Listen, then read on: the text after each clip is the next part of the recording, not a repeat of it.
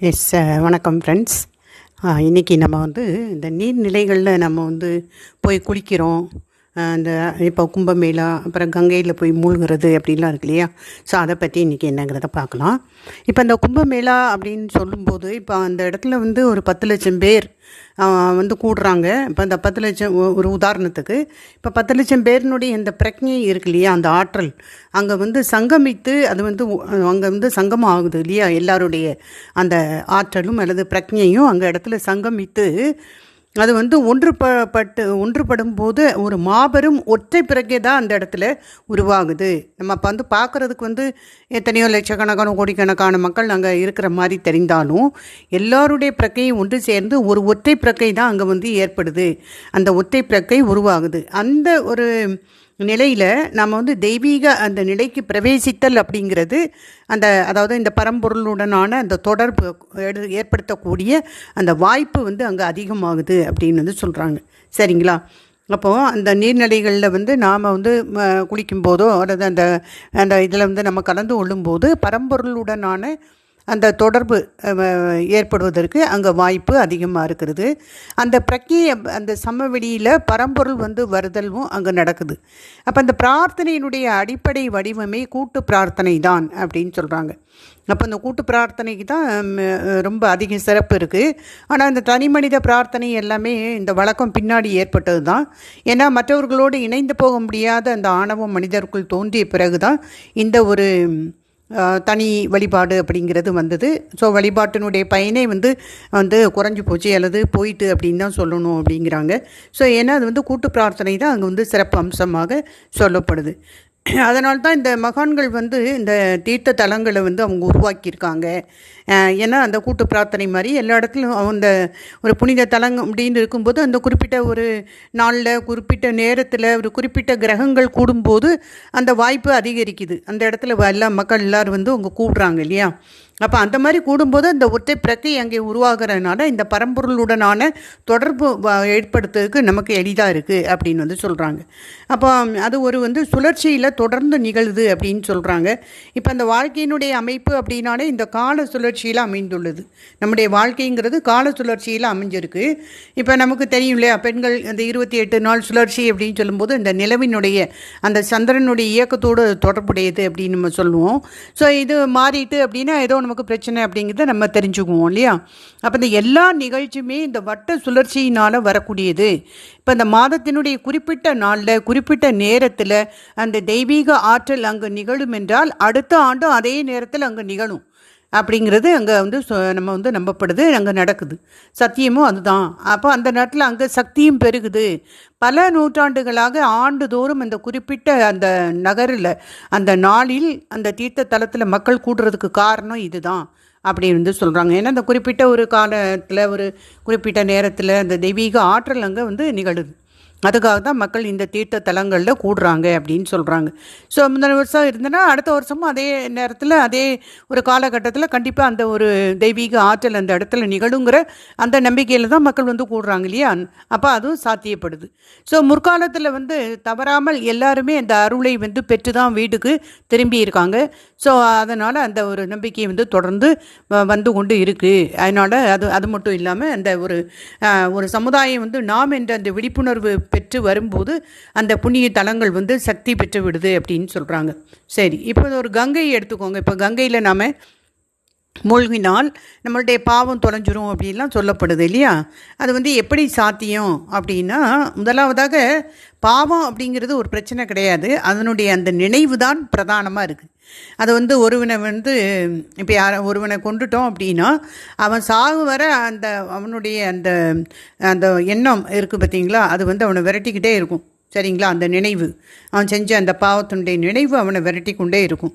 அப்போ அந்த நெஞ்சில் அவனுக்கு அந்த பாடாக எப்போவுமே அது இருந்து கொண்டே இருக்கும்.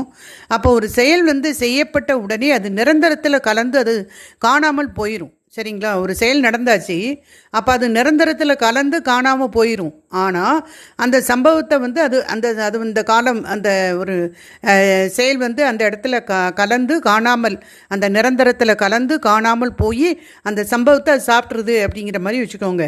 அப்போ எல்லாமே நிரந்தரத்துக்கே சொந்தம். ஆனால் அது உண்மையில அது நடந்திருக்கு, நிகழ்ந்திருக்கு, அவ்வளோதான் அப்படின்னு வந்து சொல்கிறாங்க. இப்போ இது எல்லாமே கர்மானுடைய ஒரு விஷயமாக இங்கே வருது. ஸோ ஓகே, இப்போ வந்து ஏ வந்து பிஏ வந்து கொண்டுட்டான், தெரிஞ்சோ தெரியாமலோ கொண்டுட்டான்னு வச்சுக்கோங்களேன். ஸோ ஒரு கர்ம வினையின்படி ஏதோ ஒன்றுங்க இவன் மூலம் வந்து கொல்லப்படணும். அல்லது ஒரு காரில் போகும்போது ஒருத்தன் வந்து இந்த ஆக்சிடெண்ட் ஆகிட்டு ஒருத்தன் இறந்துட்டான் அப்படின்னா, ஸோ இதெல்லாமே ஒரு கர்ம கணக்கு இல்லையா? அப்போ அது உன் மூலம் அது வந்து அங்கே நிகழ்ந்திருக்கு அப்படின்னு சொல்கிறாங்க. அப்போ அந்த இடத்துல வந்து என்ன அப்படின்னா, அந்த நிகழ்வு அப்படிங்கிறது அந்த நிரந்தரத்தில் கலந்து காணாமல் போயிடுச்சு, சரிங்களா? ஆனால் அந்த நினைவு இருக்குது பார்த்தீங்களா, அந்த அவனை ஐயோ இப்படி நடந்த அந்த நிகழ்வு, அந்த எண்ணம் அவனை வந்து எப்போவுமே மனசுக்குள்ளே அவனை விரட்டிக்கிட்டே இருக்கும் இல்லையா? மனசை வந்து கஷ்டப்படுத்திக்கிட்டே இருக்கும். அப்போ அந்த பாவ மன்னிப்பு அப்படின்னு சொல்லும்போது, நீ வந்து பாவ மன்னிப்பு கேளு, உன்னுடைய பாவங்களை எல்லாம் நான் போக்கிறேன் அப்படின்னு சொல்லி ஜீசஸ் வந்து சொல்லுவாங்க இல்லையா? அப்போ அந்த இயேசுவின் மீது நம்பிக்கை கொள்ளும் அந்த பாவி நிம்மதியாக அந்த மனச்சுமை இல்லாமல் வீடு திரும்ப முடியும் அப்படிங்கிறத அவங்க சொல்கிறாங்க, சரிங்களா? அப்போ இயேசு வந்து இந்த பாவ நினைவுகள்லேருந்து விடுதலை அளிக்கிறாரு அப்படின்னு சொல்கிறாங்க. இப்போ ஒரு செஞ்ச பாவத்தை நம்ம ஒன்றுமே பண்ண முடியாது, ஏன்னா ஒரு செயல் நடந்தாச்சு. அப்போ அது அந்த நிரந்தரத்துக்கு அந்த சொந்தமாக ஆயிட்டு அந்த நிரந்தரத்தில் அது கலந்து காணாமல் போயிட்டு, ஆனாலும் அது ஒரு சஞ்சீத வினைக்குள்ளே போய் அங்கே உட்காந்துரும், அது நமக்கு தெரியும். ஆனாலும் அந்த செய்த அந்த ஒரு பாவத்தினுடைய நினைவு அவனை துரத்தி அடிக்கும் இல்லையா? அவனால் வாட முடியாது, இந்த ஒரு நெகட்டிவ் ஃபீலிங் அவனுக்குள்ளே இருந்துக்கிட்டே இருக்கும். அப்போ அதை வந்து என்ன சொல்கிறாங்கன்னா, இப்போ வந்து ஒரு பாவ மன்னிப்பு நீ கேளு, உன்னுடைய பாவங்களையெல்லாம் நான் வந்து போக்கிறேன்னு சொல்லி இயேசு சொல்கிறாரு. ஸோ இயேசுவின் மீது நமக்கு நம்பிக்கை கொள்ளும் பாவிகள் வந்து நிம்மதியாக அந்த மனச்சுமை இல்லாமல் வீடு திரும்ப முடியும். அப்போ அந்த இயேசு அப்படிங்கிறவர் பாவ நினைவுகள்லேருந்து விடுதலை அளிக்கிறாரு. பாவத்தை ஒன்றும் போட முடியாது, அவங்க செஞ்சதை பாவ மன்னிப்பு அப்படின்லாம் முடியாது. அந்த பாவ எண்ணங்கள் அந்த நினைவுகள்ல இருந்து விடுதலை அளிக்கிறாரு. அதே மாதிரி தான் இந்த கங்கையிலும் போய் நாம் வந்து ஸ்நானம் பண்ணும்போது இந்த கங்கையும் இந்த பாவ நினைவுகளை வந்து அந்த குற்ற மனப்பான்மை இருக்கு இல்லையா, இது எல்லாத்தையுமே போக்கி விடுது அப்படின்னு சொல்கிறாங்க. அப்போ அந்த ஒரு கங்கையில் போய் நம்ம குளித்தாலோ அல்லது புண்ணிய தீர்த்தங்கள் போய் நம்ம தீர்த்தாடனம் பண்ணாலோ நம்ம செஞ்ச அந்த பாவ நினைவுகள் இந்த மனிதனை விட்டு போயிடுது. பாவ நினைவுகளை அவனுடைய அந்த ஒரு குற்ற மனப்பான்மை மனசுக்குள்ளே இருக்குமே, அதையெல்லாம் அது போக்கி விடுது. ஆனால் பாவம் போச்சா அப்படின்னா அது கிடையாது, அதுக்கு நம்ம பே பண்ணி தான் ஆகணும் இல்லையா? அப்போ அந்த ஒரு நம்ம நம்பிக்கை வைக்கும்போது நம்ம ஒரு இப்போ கங்கையில் போய் நாம் குளிக்கிறோம், நம்மளுடைய பாவங்கள்லாம் போயிடும் அப்படின்னு சொல்லி ஒரு நம்பிக்கையோடு அங்கே போய் குளிக்கும்போது நம்மளுடைய பாவ நினைவுகள் நம்முடைய குற்ற மனப்பான்மை அங்கே போயிடுது அப்படின்னு வந்து சொல்கிறாங்க. அப்போ நீரில் குளிக்கிறதுனால பாவம் போய்விட்டது அப்படின்னு அர்த்தம் கிடையாது, சரிங்களா? அந்த கொலை செஞ்சதுங்கிறது செய்தது தான், அதை வந்து நம்ம ஒன்றும் செய்ய முடியாது. ஒவ்வொன்றும் அது வந்து நடந்திருக்கு அப்படின்னு அவங்க நிம்மதி பெற்று விடுறாங்க, சரிங்களா? அப்போ கங்கை நீராட்டு அப்படிங்கிறது ஒரு குறியீடு மட்டும்தான் அப்படின்னு வந்து சொல்கிறாங்க. அப்போ அங்கே வந்து நீராடுவதில் நமக்கு நம்பிக்கை இருக்கும்போது தான் இந்த மாதிரி சாத்தியப்படுது அப்படின்னு சொல்கிறாங்க. சரி, அடுத்து காசியை பற்றி ஒரு விஷயத்தையும் இங்கே வந்து சொல்கிறாங்க. இப்போ காசி அதுவும் நம்மளுடைய புண்ணிய தலங்கள் இல்லையா, அது வந்து ஒரு சிவ பூமி அப்படின்னு நம்ம சொல்கிறோம். அது வந்து இந்த பூமிக்கு சேர்ந்தது கிடையாது, இந்த பூமியிலேருந்து விலகி இருப்பது அப்படின்னு அவங்க வந்து சொல்கிறாங்க. ஸோ இது வந்து அழிவற்றது, இந்த காசி வந்து என்றுமே இருக்குது அப்படின்னு சொல்கிறாங்க. இப்போ எத்தனையோ பேர் வந்து அங்கே வந்து போயிருக்காங்க. இப்போ புத்தர் ஆகட்டும், சங்கரர் ஆகட்டும், கபீர் ஆகட்டும், அங்கே வந்து வந்திருக்காங்க, அங்கெல்லாம் சென்றிருக்காங்க. பல அவதார புருஷர்களையும் அந்த தீர்த்தங்கரர்களையும் மகான்களையும் கண்டது இந்த காசி மாநகரம். அப்போ அவங்கெல்லாம் வந்து எவருமே இப்போ இருக்காங்களா? இல்லை, ஆனால் காசி மட்டும் எப்பவும் இருக்குது அப்படின்னு காட்டுறாங்க. ஸோ அந்த மகான்களுடைய அந்த புனிதமும் அவர்களுடைய அந்த ஆன்ம மதிப்பும் அவர்களது வாழ்க்கை நீரோட்டமும் அவர்கள் ஒட்டுமொத்த அந்த நறுமணமும் இந்த காசியில் கலந்திருக்கின்றன. அப்போ அவங்க விட்டு சென்ற அவங்களுடைய அந்த ஆத்ம சக்தி, அந்த ஆற்றல், அந்த மகான்களுடைய புனிதம், அவங்களுடைய ஆன்ம மதிப்பு, அந்த வாழ்க்கை நீரோட்டம், அவர்களுடைய ஒட்டுமொத்த நறுமணம், இது எல்லாமே காசியில் கலந்திருக்கு. அவை இன்னும் அங்கே நிலைத்திருக்கின்றன அப்படின்னு சொல்கிறாங்க. ஏன் காசிக்கு போகிறாங்க அப்படின்னா, முற்காலத்தில் மகான்கள் எல்லாருமே அங்கே வாழ்ந்து ஞானம் அடைஞ்சிருக்காங்க, அங்கே இடத்துல சமாதி நிலை அடைஞ்சிருக்காங்க, ஞானம் அடைஞ்சிருக்காங்க, உயிர் நீத்திருக்காங்க, இந்த மாதிரி இருக்குது. அது மட்டும் இல்லாமல் அவங்களுடைய ஆன்ம சக்தி அங்கே இருக்குது, ஆற்றல் அங்கே இருக்குது, அவங்க விட்டு போன அந்த நறுமணம் அங்கே வந்து கலந்துருக்கு அப்படின்னு வந்து சொல்கிறாங்க. ஸோ காசிக்கென்று நிரந்தர வடிவம், நிரந்தர குணம், ஆளுமை வந்து அமைந்து விட்டது அதனால் அப்படின்னு சொல்கிறாங்க. ஸோ எல்லாவற்றையுமே நானே செய்து விடுவேன் அப்படின்னு நினைக்கிறது ஆபத்தானது. நம்ம எல்லாத்தையும் நானே பண்ணிடுவேன், நான் தான் செய்கிறேன், நானே பண்ணிடுவேன்னு நம்ம சொல்கிறது ஆபத்தானது. தெய்வீக சக்தி பல விதங்களிலும் நமக்கு வந்து கிடைக்குது இல்லையா?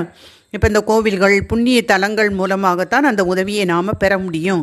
அப்போ தெய்வத்தினுடைய சக்தியை நாம் இப்படி கோவில்கள் அந்த புண்ணிய தலங்கள் இவற்றின் மூலமாக நாம் வந்து பெற முடியுது அப்படின்னு வந்து சொல்கிறாங்க. நாம் வந்து எங்காவது தனியாக ஒரு தியானத்தில் அமர்ந்தால் வேறு உயிர்கள் நம்ம அருகில் இருப்பதை நம்மளால் உணர முடியாது. இப்போ நாம் வீட்டில் உட்காந்து தியானம் பண்ணுறோம் அல்லது வெளியே உட்காந்து தியானம் பண்ணுறோன்னா பக்கத்தில் உயிர்கள் ஏதாவது உட்காந்துருக்கான்னு நம்ம கண்ணுக்கு தெரியாது இல்லையா? பக்கத்தில் இருக்கதா அப்படிங்கிறது நமக்கு தெரியாது. ஆனால் இந்த புண்ணிய தலத்தில் அந்த அனுபவம் வந்து ஆற்றல் மிக்கதாக இருக்கும். உங்களை சுற்றி அது சில சமயங்களில் உங்களை சுற்றி மற்றவர்களுடைய இந்த உயிர்கள் இருப்பதை நீங்கள் உணர்வீங்க அப்படின்னு சொல்கிறாங்க. இப்போ இந்த மாதிரி வந்து புனித தலங்களில் போய் இருந்து நம்ம தியானம் பண்ணும்போது நமக்கு கண்ணுக்கு தெரியாது. ஆனால் நம்மளை சுற்றிலும் இந்த அந்த மகான்கள் அல்லது ஞானிகள் அவங்களுடைய உயிர்கள் எல்லாமே அங்கே வந்து இருக்கிறத நம்மளால் உணர முடியும் அப்படின்னு வந்து சொல்கிறாங்க.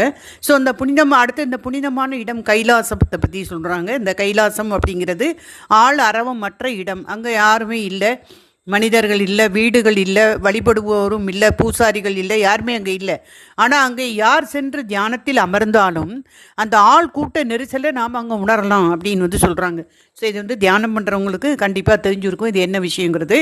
ஸோ அப்போ அந்த இடத்துல வந்து நம்ம போய் அமர்ந்து தியானத்தில் அமரும் போது ஆள் கூட்ட நெரிசலை நம்மளால் உணர முடியும். ஆனால் அங்கே யாருமே கிடையாது.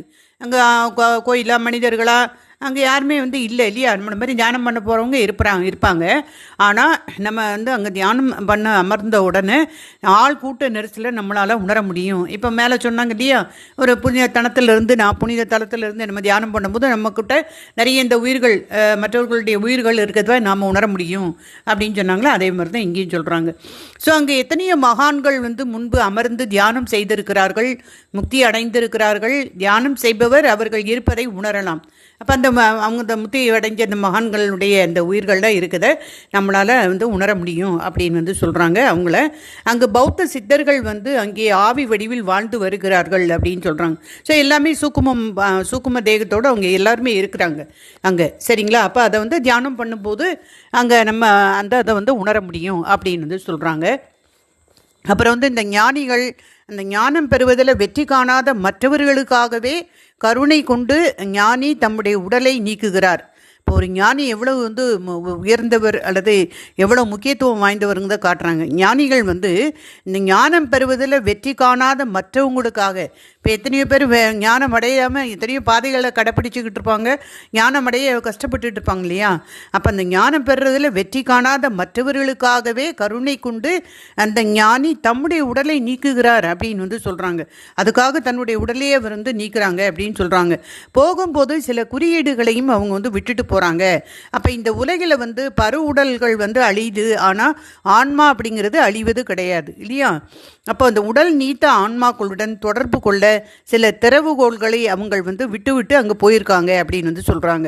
அப்போ அந்த உடல் நீத்த ஆன்மாக்களுடன், இப்போ உடல் நீத்தன்னா ஃபிசிக்கல் பாடி இப்போ இல்லை, ஆனால் சூக்கும தேகத்தில் அவங்க இருக்கிறாங்க, எல்லா மகன்களும் இருக்கிறாங்க.